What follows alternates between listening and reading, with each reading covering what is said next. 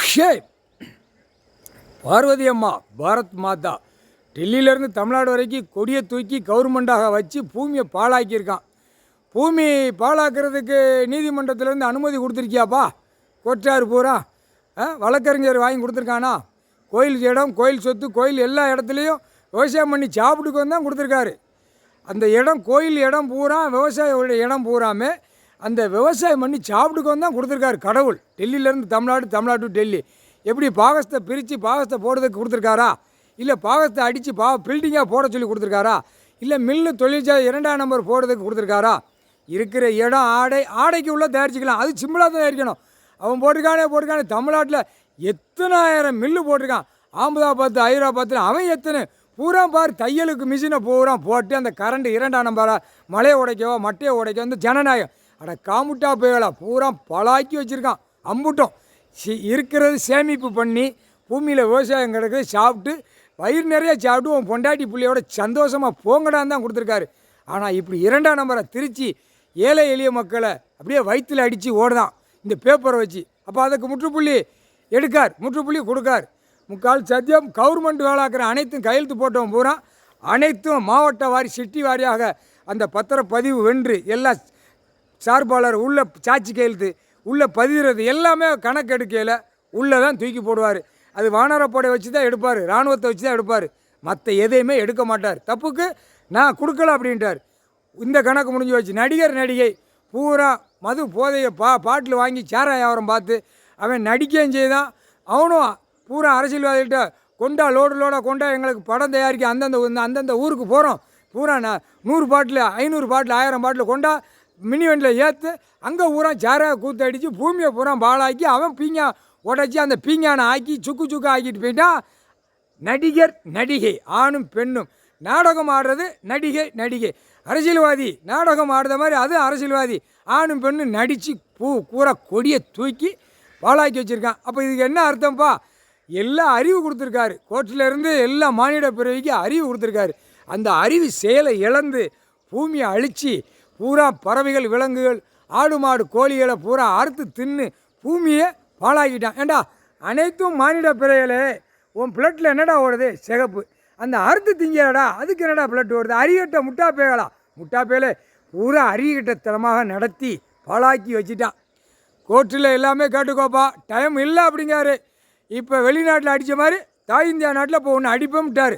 எப்படியோ அந்த கட்டம் அங்கே அடித்த சதுரங்கத்தில் தட்டு கீழே இறங்கும். ராமேஸ்வரத்துலேருந்து அமர்நாத்தில் வரைக்கும் அந்த தட்டு கீழே இறக்குவார். தட்டாக கீழே பாறை இருக்குது. அந்த பாறையில் ஒவ்வொரு பாறையை பிடுங்கி விடுவார். அது இவரால் தான் முடியும், கடவுளால் தான் முடியும். அரசியல்வாதி என்னைவா பேப்பரை வச்சு நீ நக்குடான்ட்டார். பேப்பரை வச்சு தான் அவன் நக்கி பாழாக்கி வச்சுருக்கான் பூமியை. சென்னை மெட்ராஸில் எவ்வளோ பெரிய பில்டிங்கு, டெல்லியில் எவ்வளவு, மகாராஷ்டிரா, மும்பையில் பூரா இந்த நடிகர் பூரா சாராய பாட்டில் வியாபாரம் பார்த்து பாழாக்கி வச்சுருக்கான். பூரா நடிகர் ஒன்று விட மாட்டார். நடிக்கிறது திரைலோகத்தில் வர்றது ஒன்று விட மாட்டார். அலசி அள்ளிடுவான். வானரப்பட இராணுவம் முக்கால் சத்தியம் கணக்கு போட்டாச்சுரா. எல்லாமே தப்பு செஞ்சு நீதிமன்றத்தில் வழக்கு ஆடுது. அந்த வழக்கை தண்டனை கொடுக்காத அளவுக்கு ஓட்டிக்கொண்டே போகுது.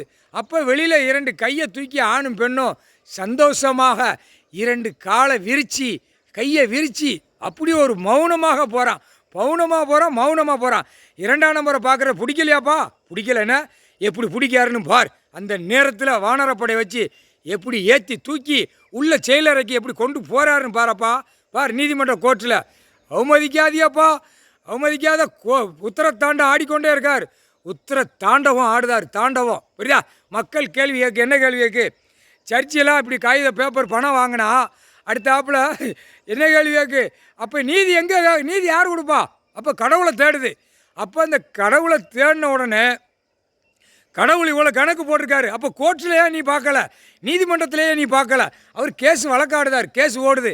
அனைத்து தப்பு செஞ்சவன் பூரா உள்ளே மாட்டி ஏற்றி வச்சுருக்கார். அந்த கேள்வி வரும்ப்பா, அந்த கேள்வி வரும். அந்த கேள்வி முற்றுப்புள்ளி வரையில் டெல்லியிலேருந்து தமிழ்நாடு வரைக்கும் நீதிமன்றம் அலற விடுவோம்னாரா சனங்க நிற்கும் நீதிமன்றத்துக்கு முன்னாடி. அப்போ என்ன செய்ய போகிற? ஏழை எளிய மக்கள் பூரா நிற்கும். காவல்துறை வச்சு நீ அடக்க முடியுமா? நீதிமான் வந்துட்டார், நீதி கடவுள் வந்திருக்காரு. கடவுளை எதுக்கு நீதிமன்றம் கோர்ட்டை அவமதிக்கிற கேள்வி அந்த மக்கள், ஏழை எளிய மக்கள் தான் கேட்கும். மற்ற மக்கள் கேட்க மாட்டான், கலாணி போய் கேட்க மாட்டான். ஆணும் பெண்ணும் கலாணித்தனமாக எழுதி வச்சுருக்கான் பாரு. அரசியல்வாதி பல கோடி எல்லாம் பலாயிரம் கோடி உள்ள எழுதி வச்சுருக்கான், வரமாட்டான். ஏழை எளிய மக்கள் வயிற்று பொழப்புக்கு வந்து கேட்பான். நீதிமன்ற கோர்ட்டில் வந்து நீதிமான் உட்கார்ந்துருக்காரு, கடவுள் உட்கார்ந்துருக்காரு, நீ ஏன் பார்க்கல ஜட்ஜி? அப்போ நீ ஜட்ஜி வெளியே வர முடியுமா? ஜட்ஜி எங்கே வெளியே போக முடியுமா? புரிஞ்சு பாருப்பா, கணக்கு போட்டார் முக்கால் சத்தியம். அந்த கேள்வி உனக்கு நீதிமன்ற கோர்ட்டில் கோர்ட்டாருக்கு பூரா கணக்கு கொடுக்கணும். அதனால் கணக்கு கொடுத்துட்டாரு, சொல்ல முடியாது. எல்லாம் சிவபக்தன் ஐயா. ஐயா பக்தனுங்களுக்கு மனசில் உட்கார்ந்துட்டார் அப்படின்னா ஏன் இவ்வளவு நீதிமன்றமே தகர்த்து இப்படி அசிங்கம் பண்ணி வச்சுருக்கான் அப்படிங்கிற கேள்வி வந்தால் நீதிமன்றமே அலறும். புரிஞ்சுக்கப்பா. கணக்கு போட்டார், கணக்கு விட்டுட்டார். ரிப்போர்ட் எடுக்கிற அதிகாரி சீக்கிரமா நீதிமன்ற கோர்ட்டில் விளக்கத்தை கொடுக்கப்பார். ரிப்போர்ட் எடுக்கிற பிறகு அந்த நேரத்தில் ரிப்போர்ட் அதிகாரியும் வானரப்போட இராணுவம் தான் தூக்குவான். அதையும் புரிஞ்சுக்கோ.